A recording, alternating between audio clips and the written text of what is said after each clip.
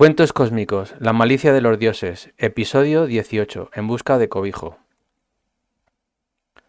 Aunque ahora la dinámica energética y gravitacional del sistema solar Sol 13 había quedado ya estabilizada por la Alianza, las consecuencias no previstas de la destrucción de Tiamat había supuesto una gigantesca preocupación no solo entre los miembros más avanzados de la Alianza, sino también entre los habitantes conscientes de la Tierra y del resto de los planetas del sistema solar. No se entendía que se hubiera dejado destruir un planeta como Tiamat durante los enfrentamientos bélicos entre la Alianza y el Consejo de Orión si se había establecido una especial protección para el planeta por parte de las fuerzas andromedanas y arturianas. Tampoco se entendía cómo la inteligencia artificial de la Alianza había fallado tan estrepitosamente en sus cálculos y predicciones. A posteriori y con datos reales de lo sucedido, la inteligencia artificial de la Alianza por fin pudo calcular con precisión que una gran porción del agua de Tiamat caería en la Tierra y que la destrucción de los ecosistemas terrestres sería un hecho cierto. La gran mayoría del planeta quedaría inundado, sin contar con los cataclismos posteriores que provocaría la caída de tanta agua, de tanto escombro cósmico y el posterior cambio de los polos magnéticos. Así pues, con estos cálculos en la mano, la Alianza alertó a las colonias lemurianas y atlantes que era urgente evacuar las ciudades, colonias y asentamientos y buscar cobijo en tierras altas o incluso bajo tierra si fuera siempre seguro. Los que pudieron salieron de la Tierra en pequeñas naves espaciales para evitar la catástrofe. Sin embargo, la mayoría de los habitantes sobre la superficie de la Tierra no tenían la menor idea de lo que la Alianza estaba haciendo. La mayoría no sabía qué estaba sucediendo y qué más quedaba por suceder. Solo sufrían las consecuencias de una guerra seguida de una conflagración cósmica desconocida. Los pocos atlantes conscientes supervivientes de tanto cataclismo se habían reunido en pequeños grupos o tribus dirigidas por pequeños consejos, formados por los lirianos más sabios y guiadas por las tegetianas lemurianas altamente éticas, espirituales, tecnológicas y eruditas, que eran las mentoras que habían intentado denodadamente transmitir conocimiento y liberar de la esclavitud a los lirianos atlantes subyugados por los reptiles. Estas mentoras que se habían infiltrado en la sociedad atlante también fueron advertidas del desastre que los venía encima, y debían alertar a todos los lirianos esclavos conscientes que estaban bajo su auspicio y que vivían en su mayoría en ciudades subterráneas poco seguras y estaban desconectados de los graves acontecimientos a punto de acaecer, para que huyeran con embarcaciones y poder salvarse del cataclismo en ciernes.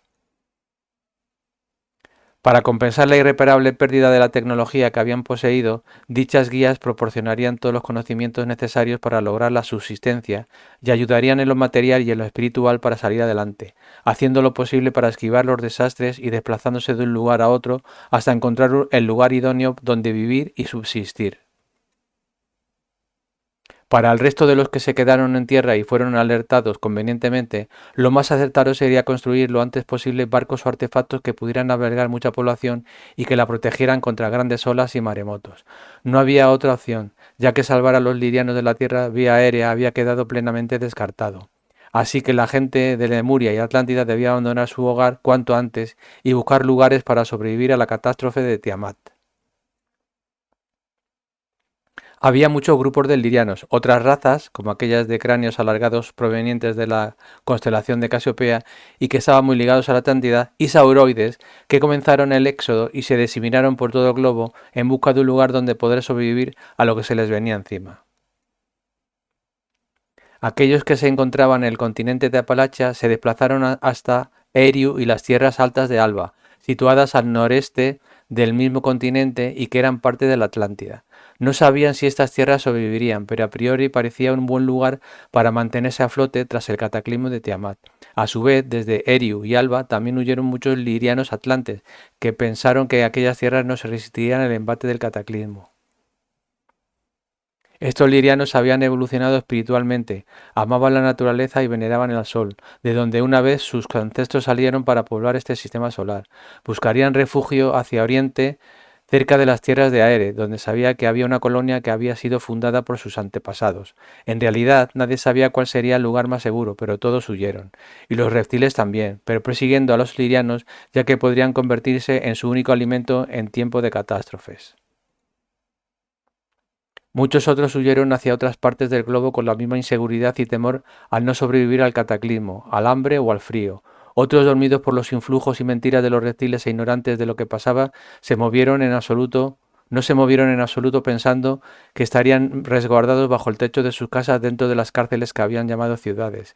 Y mientras unos huían por saber la verdad y otros se sentían a salvo por su ignorancia, vino lo inevitable. Vino lo que la alianza había predicho. Todo el planeta fue sacudido y todo tembló. Montañas enteras volando, terremotos y maremotos se sucedieron mientras caía el agua de Tiamat y sus escombros sobre la superficie de la Tierra. Ciudades enteras perecieron, continentes enteros desaparecieron y otros cambiaron su fisionomía. Los éxodos se pararon por un tiempo para buscar cobijo y no ser aplastados por las piedras o inundados por las aguas. Los artefactos fabricados para soportar las aguas se bambolearon, pero afortunadamente no se hundieron. Todo el planeta se convulsionó y pasaron meses antes de que todo se apaciguara. Luego, con los escasos recursos de que disponía, la alianza se puso a trabajar para reconstruir el desastre que había causado la falta de Tiamat en todo el sistema solar, para que éste pudiera encontrar su estado de equilibrio. Cuando todo se calmó, varios años después, Eriu y Alba habían sobrevivido y habían quedado por encima del nivel del mar. Hasta allí llegaron algunos lirianos atlantes y lemurianos que fueron capaces de sortear todos los desastres naturales desatados por el cataclismo de Tiamat, unos emigrando desde Occidente y otros retornando a lo que un día fue su tierra, y allí intentaron comenzar desde cero y recuperar su desarrollo espiritual y tecnológico. Aunque la tecnología más avanzada prácticamente se limitaba a la construcción de utensilios de piedra y metales, a la agricultura básica y a la arquitectura con elementos muy básicos. Y cómo no, también llegaron más reptiles supervivientes, mayormente Kingu, que se unirían a los pocos que allí sobrevivieron las calamidades geológicas de la Tierra y entre todos intentarían mantener sus formas de control de la misma manera a como lo habían hecho en el pasado. Estas tribus de lirianos que venían desde el oeste habían logrado tomar tierra gracias a la ayuda de las mentoras lemurianas como Brigitte, Morrigu, Macha, Boan y Danu. Esta última era una mujer descendiente de los originarios fundadores de la colonia de Lemuria, que había conseguido sobrevivir al desastre de Tiamat. Danu había llegado hasta Palacha junto a otras mujeres lemurianas antes del conflicto para liberar a los esclavos atlantes oprimidos por los auroides y que estaban confinados en ciudades subterráneas. Sus primeros contactos fueron con las mujeres lirianas, atlantes, entre las que se infiltraron y transmitieron todos sus conocimientos e hicieron expandir su conciencia y abrir los ojos de lo que estaba ocurriendo en la Atlántida. El trabajo de los reptiles atlantes, entidades con baja espiritualidad pero con una inteligencia abrumadora, había sido portentoso, manipulando y controlando la mente de los lirianos sin que estos se percibieran de ello. Los lirianos eran esclavos sin saberlo y estaban convencidos de que su vida no podía ser de otra manera y se sentían felices de vivir así. Su futuro estaba ligado al capricho de unos dioses insertados en su psique, que no eran otro que los mismos auroides revestidos de un falso amor y de una falsa bondad. Poco a poco, el trabajo de Danu y de las otras mujeres lemurianas fue calando y eliminando el velo que había mantenido desnudos de conocimientos a los lirianos atlantes. Ahora el conocimiento básico para su liberación era pasado de las mujeres lirianas a los hombres, y cuando todos iban poco a poco abriendo los ojos, estalló la guerra y la tierra convulsionó. Danu y el resto de lemurianas mentoras sabían lo que había ocurrido con Tiamat y sabían también que sus escombros no tardarían en llegar a la Tierra, lo que provocaría un desastre de consecuencias inimaginables, por lo que ellas habían avisado con antelación a los lirianos que estaban bajo su supervisión para que construyeran navíos que pudieran albergar muchas personas y que pudieran soportar oleajes gigantescos. Las naves voladoras que poseían las lemurianas habían sido destruidas en el conflicto bélico con los auroides, y la única manera de salvarse de la inundación que iba a producirse era construyendo barcos con las características que ellas habían definido.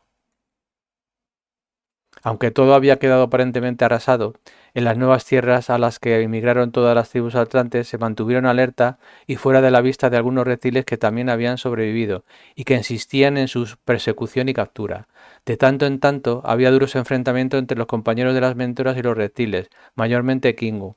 Estos intentaron hacer uso de las masas de tierra que permanecían por encima del nivel del agua. Intentaban vigilar aquellas tierras que, aunque destruidas por el desastre, querían convertirlas en su cuartel general, su nueva capital. Intentaron repeler agresivamente a cualquier tribu o contingente liriano que intentara regresar y reasentarse en las tierras que reclamaban por derecho o fuerza. La idea de los reptiles era rescatar todo lo que pudieran y continuar con el yugo sobre los esclavos. Trabajaron incansablemente para reconstruir las máquinas y dispositivos que un día les dieron su supremacía e involucrarían a los esclavos para que también progresaran tecnológicamente. Sabían que pasarían siglos antes de que la civilización liriana superviviente avanzara lo suficiente como para que sus descendientes reconstruyeran la tecnología perdida durante la Gran Guerra entre las razas regresivas y las positivas. Estas tribus de lirianos, llegadas a las nuevas tierras de la mano de las lemurianas, eran las primeras generaciones en ver con sus propios ojos el aspecto real de los Kingu. Fue tan grande el impacto que los consideraron seres sobrenaturales, muy hostiles y de aspecto monstruoso, que parecieran haber surgido de las entrañas de la tierra o de las profundidades marinas. A los Kingus los denominaron fomorianos, ya que esta denominación significaba en la lengua atlante gigante salido del mar. En aquel tiempo los lirianos despiertos de algunas tribus consideraron a Danu como una diosa salvadora y le agradecían todo lo que había hecho por ellos. Por esa razón a estos lirianos se les conocía en aquel tiempo con el nombre atlante de Tuatha de Danann, o el pueblo de la diosa Danu. Había otras tribus, aunque tenían la misma consideración por Danu, y el resto de las mentoras lemurianas tomaron otros nombres como los partolanos y los nemedianos. Eran tres grandes tribus que comenzarían su nueva vida en Eriu y Alba. Nuada, Partolán y Nemet eran veteranos sabios pertenecientes a los consejos de ancianos de las tres tribus principales que trabajaban codo a codo con las lemurianas, especialmente con Danu, para intentar salvar a los lirianos despiertos y llevarlos a buen puerto. Por su control mental sufrido en la época de la Atlántida y de que las lemurianas les habían liberado, tenían grabado en su mente la imagen de los dioses impuestas por los auroides y por eso veían a las lemurianas como diosas por sus portentosas habilidades físicas y cognitivas. Danu no se cansaba de recordarles a todos una y otra vez que ella o cualquiera otra de las lemurianas no eran diosas y que eran lirianas, al fin y al cabo como ellos. Insistía en que los dioses tal y como ellos los concebían no existían y que el concepto de dioses era un concepto elaborado por los propios reptiles para controlar al pueblo liriano de la Atlántida y hacerlos creer que eran débiles y que necesitaban la protección de poderosas entidades divinas externas a ellos. Poderosas entidades que en última instancia no los protegían, sino que eran tan regresivas y controladoras como sus propios creadores. Danu les instaba a interiorizar que en todo caso ellos eran los verdaderos dioses, lirianos poderosos y creadores. Gracias a Danu, a otras luminarias, a otras lemurianas y a sus sucesoras, los lirianos habían recuperado durante esos años conocimientos muy avanzados que se habían ido pasando de unos a otros desde épocas muy remotas. Habían creado escuelas de pensamiento donde unos instructores, mayormente mujeres, llamados druidas, personas sabias o guías instruidas a su vez por las antiguas lemurianas, guardianas del conocimiento sagrado de la ciencia y la genética, con las que poder hablar para recibir consejos y que tenían una fuerte conexión con la naturaleza, entregaban esos conocimientos que versaban en geometría sagrada, astronomía, medicina, herbolaria, historia, tecnología y también de conceptos muy avanzados de metafísica y de conexión entre el mundo material y el mundo espiritual. Todo este conocimiento adquirido les había abierto los ojos a la realidad, que había sido insertada en sus mentes durante su estancia en la Atlántida, antes de ser destruida por la guerra. Ahora tenían muy claro lo que había ocurrido en la Atlántida y en Lemuria, y juraron que jamás les volvería a pasar. Mientras todo eso sucedía, los lirianos que abandonaron Eriu y Alba, pensando que aquellas tierras se destruirían con la catástrofe, llegaron hasta Aere. Durante la época de máximo esplendor cultural y tecnológico de la Atlántida y Lemuria, la pequeña colonia atlante de Aere había logrado cierta independencia del poder de la capital atlante y del control reptil. Allí vivía un grupo reducido de atlantes muy avanzados en todas las ramas del saber, gracias a los conocimientos adquiridos por los tesoros guardados en la semidestruida base subterránea lemuriana. Desgraciadamente, el cataclismo había provocado el éxodo de la población de lirianos y reptiles y lo que todavía permanecía en pie de la estación de paso había quedado seriamente dañado con el agua que entró en ella durante la gran inundación. Las tribus de Eriu y Alba y las que venían de otros lugares vieron que Aere no se había librado y había sufrido también las consecuencias de la conflagración cósmica y que la colonia atlante había sido arrasada. Aere había quedado una parte anegada, había quedado una parte anegada, una esfinge destruida por un asteroide y la otra muy erosionada por el agua, y la estación de paso tagetiana inundada e inutilizada. Pero el dantesco panorama no les echó para atrás, y comenzaron a recomponerse como pudieron, ya que las desgracias provenientes del cielo aparentemente habían cesado. Con el espíritu de volver a recuperar la grandeza de Aere, empezaron a reconstruir la colonia y darle un nuevo aspecto. Se dieron cuenta de que allí la vida podría florecer otra vez gracias al río que pasaba junto a la colonia. Este río depositaba cada año limo o lodos de un color oscuro casi negro tras sus crecidas anuales, haciendo muy fértiles los terrenos donde se depositaban dichos lodos. Aere formaba parte del pasado, así que decidieron cambiarle el nombre. El propio río les ayudó a darle un nuevo nombre a la colonia y a partir de ese momento llamarla Kemet, que significaba en Atlante fértil barro de río que prolonga la vida. Fin del episodio, nos vemos en el siguiente episodio, episodio 19, Peregrinación a Kemet.